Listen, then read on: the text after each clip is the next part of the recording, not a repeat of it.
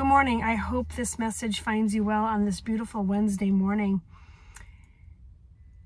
Today I'd like to share with you a continuation of what we talked about last week. How in the Genesis text from last week, Genesis 37, about severed relationships, Jacob and his sons, Joseph in particular, how he was thrown in the pit by his brothers and sold into enslavement because the brothers didn't like Joseph. They thought that he got everything that he wanted. He got a beautiful coat of many colors, and the brothers had enough. And now they had to deceive their dad and say, yeah, he was attacked and he was killed, even though that was not the case. And we know through the story that Jacob had to wrestle with God and remained patient, for he knew something had to continue to unfold. There always is more to the story. So for this week in Genesis 45, Joseph reveals himself to his brothers as the brothers came to Egypt looking for provisions, since in the land of Canaan there's a great famine taking place. Joseph wasn't recognized by his brothers, and finally he came clean and said, "Do you not see who is before you?"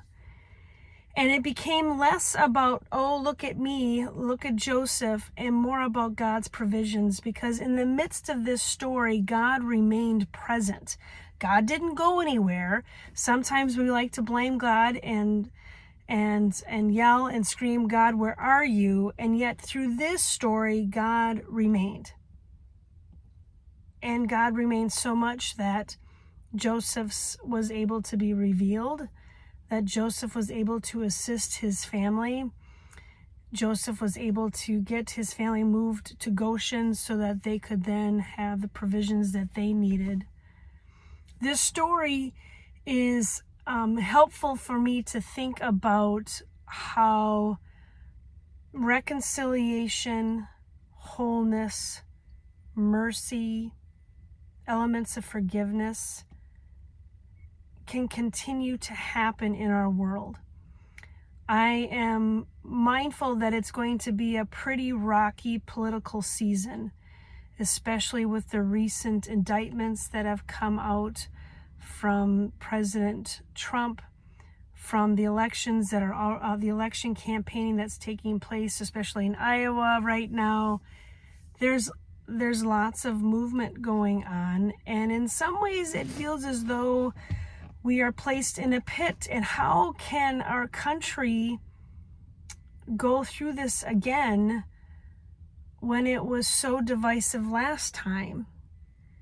And yet our scriptures tell us that though there were many years that passed from the time Joseph was thrown in the pit to the time he met with his brothers, there was still elements of wholeness and reconciliation and connection and conversation that could transpire and did transpire, allowing them to be together again. And of course, very different.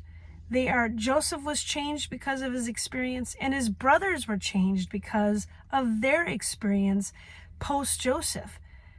And now that they are reunited again, they are able to look with fresh eyes at what God has done for them and how then they continue to move forward. And I would say move forward in faith together. We too, as we embark upon this upcoming political cycle, are a changed people from 3 years ago, 6 years ago, 8 years ago. We are a changed people, and we've grown a lot, and we have been able to figure out what works and what doesn't work. And yet, for some of us, we're able to continue to be in conversation with each other to allow us to grow and to change. So my friends, as we gather together for worship on Sunday, as we gather together with our family and friends, and we all know that we carry different opinions and thoughts, we know that the greatest aspect to this is to be in connection and conversation, to listen to one another truly so that we can understand, and so that we can foster healthy and constructive relationships instead of just making up stuff and being divisive.